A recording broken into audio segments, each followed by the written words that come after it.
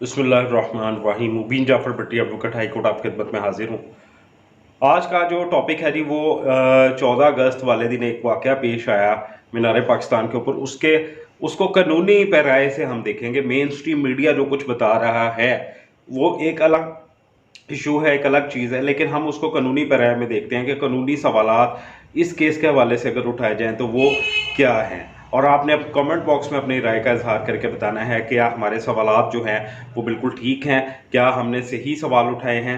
वाक़या कुछ यूँ हुआ कि मीनार पाकिस्तान पर ग्रेटर इकबाल पार्क पर 14 अगस्त 2021 को 4 दिन पहले का ये वाक़या है। एक औरत टिकटॉक बना रही थी, आयशा अकरम नाम की, और वहाँ पे टिकटॉक बनाते हुए उसको चंद लोगों ने ज़दोकोब किया, और जो कि ज़्यादती है। इस तरह के मामला 14 अगस्त और ईद वगैरह पे इस तरह के वाक़या इंसिडेंट्स होते हैं, और ये इंतहाई घटिया और गलत किस्म के कंडेमनेबल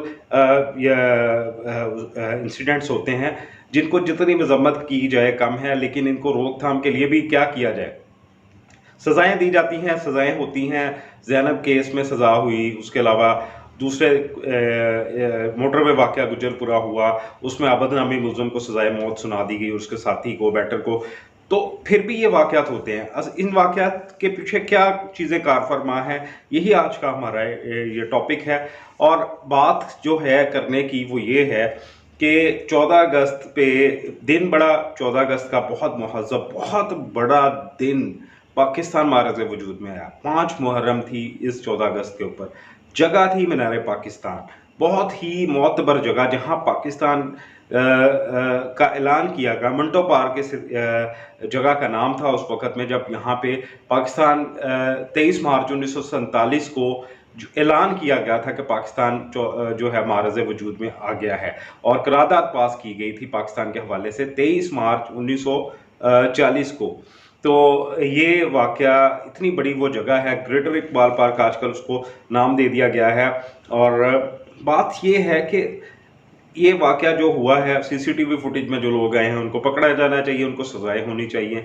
लेकिन इसके जो दूसरी तरफ एक साइड हो गई, ये प्रोसिक्यूशन साइड हो गई कि एक औरत जो है वो, उसके साथ ज़्यादती हुई है, और उसको, उसके जो मुलज़म हैं, कल्प्रिट्स हैं, उनको बिहाइंड द बार होना चाहिए, उनको सज़ा मिलनी चाहिए। और अभी मैक मीडिया पे इतनी गलत इंटरप्रिटेशन की जाती है कानून के हवाले से, और पता नहीं जो मुंह में आता है। वो ब्यूरो चीफ साहब लाहौर के थे, ARY के, वो पता नहीं क्या क्या कही जा रहे थे। 364 अगर सेक्शन लगता है तो उसकी सज़ाए मौत नहीं है, 10 साल तक की सज़ा है। और इसको सज़ाए मौत ही बताया जा रहा है सारे चैनल्स के ऊपर, पता नहीं क्यों। तो बहरहाल ये हमारा एक माशरती अलमिया है। लेकिन जो टॉपिक हमारा है वो उसकी तरफ आते हैं। ये वाक़या हो गया, सज़ा मिलनी चाहिए, लेकिन इसके साथ साथ एक और बात भी है। क्या 14 अगस्त 1947 ये को जो पाकिस्तान बना, उस वक़्त से लेकर आज तक पाकिस्तान में 75वीं ये सालगिरह थी, 75वां योम आज़ादी मनाया गया है। और 75वें योम आज़ादी के ऊपर 75 सालों में क्या इकबाल ग्रेटर पार्क में कोई औरत नहीं आई? क्या वहाँ लोगों ने 75 साल सेलिब्रेशन नहीं की? ये वाहद औरत थी, ये वाहद क्यों हुआ, इसके साथ इस तरह का इंसिडेंट हुआ? मैं बचपन से वहाँ जाता हूँ, आता हूँ, देखता हूँ, मेरी पसंदीदा जगह ये रही है। और क्या वाहद ये मामला क्यों हुआ, दूसरी साइड से बात कर रहा हूँ। और क्योंकि मेन स्ट्रीम मीडिया ये बात आपको नहीं इस तरह से बता सकता, उनकी मजबूरियां हैं, पॉलिसीज़ हैं, वो कॉन्ट्रडिक्शन में नहीं जाना चाहते।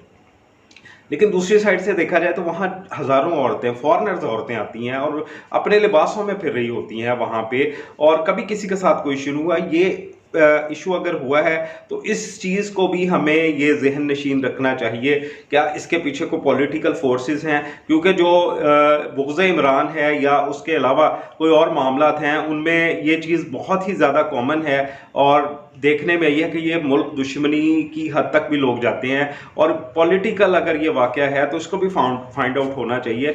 ना सिर्फ कि आप एक, अगर उस बच्ची ने पूरे कपड़े पहन रखे थे तो उसके साथ ये फिर क्यों इस तरह का वाक़या, वो उन लोगों में हजूम में क्यों गई? और अब 14 अगस्त सब ने मनाई है, बहुत सारी औरतें, हज़ारों औरतें थी बाहर, मैंने देखा, और बहुत ज़्यादा रश था।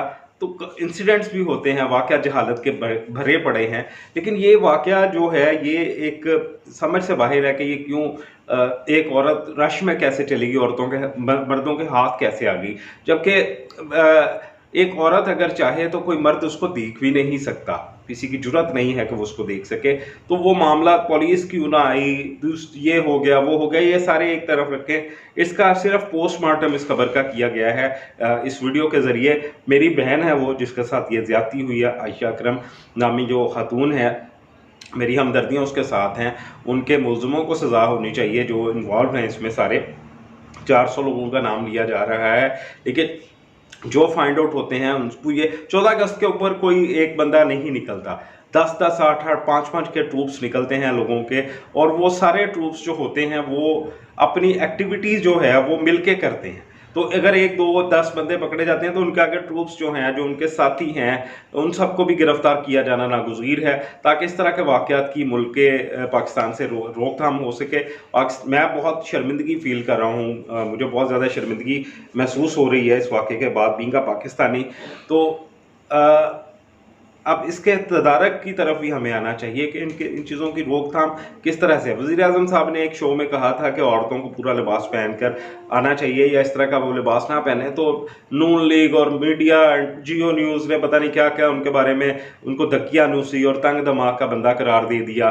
तो हालांकि बात यही है जो इस्लाम ने औरत को बताया है। अगर आप उसके ऊपर देखें, जो चीज़ नंगी पड़ी होती है ना, वो सस्ती होती है, और जो चीज़ पर्दे में होती है वो बड़ी कीमती होती है। कुरान पाक को हम पर्दे में, गिलाफ में लपेट के रखते हैं, क्योंकि वो हमारे दिलो जान से ज़्यादा अजीज़ है। हमें पर्दा में रखते हैं उस किताब को भी हम।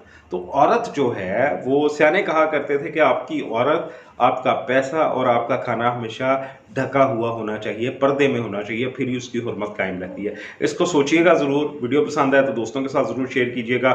मुबीन जाफर भट्टी एडवोकेट हाईकोर्ट को इजाज़त दीजिए। अपना बहुत सारा ख्याल रखिएगा। अल्लाह हाफ़िज़।